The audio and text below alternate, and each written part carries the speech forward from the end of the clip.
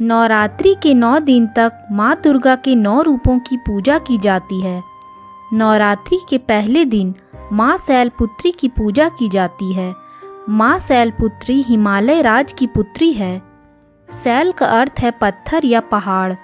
माँ शैलपुत्री की पूजा से व्यक्ति के जीवन में उनके नाम की तरह स्थिरता बनी रहती है, जिससे जीवन में अडिग रहकर लक्ष्य की प्राप्ति की जा सके। नवरात्रि के पहले दिन कलश स्थापना के बाद माँ शैलपुत्री की पूजा की जाती है। दुर्गा सप्तशती का पाठ किया जाता है। पुराणों में कलश को भगवान गणेश का स्वरूप माना गया है, इसीलिए नवरात्रि में पहले कलश की पूजा की जाती है।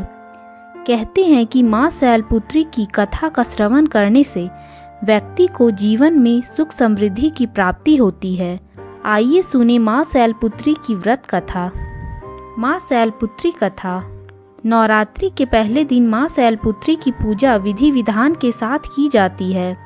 माँ का वाहन वृषभ अर्थात बैल है।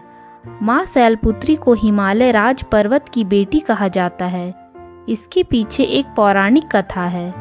एक बार प्रजापति दक्ष सती के पिता ने यज्ञ के दौरान सभी देवताओं को आमंत्रित किया। उन्होंने भगवान शिव और सती को निमंत्रण नहीं भेजा, लेकिन सती बिना निमंत्रण भी यज्ञ में जाने को तैयार थी। ऐसे में भगवान शिव ने उन्हें समझाया कि बिना निमंत्रण यज्ञ में जाना ठीक नहीं, लेकिन सती नहीं मानी तो भगवान शिव ने उन्हें जाने की इजाज़त दे दी। सती पिता के यहाँ बिना निमंत्रण पहुँच गई और उन्हें वहाँ बिन बुलाए मेहमान वाला व्यवहार ही झेलना पड़ा। उनकी माता के अलावा सती से किसी ने भी सही से बात नहीं की। बहनें भी यज्ञ में उपहास उड़ाती रहीं। इस तरह का कठोर व्यवहार और अपने पति का अपमान वे बर्दाश्त नहीं कर सकी और क्रोधित हो गई।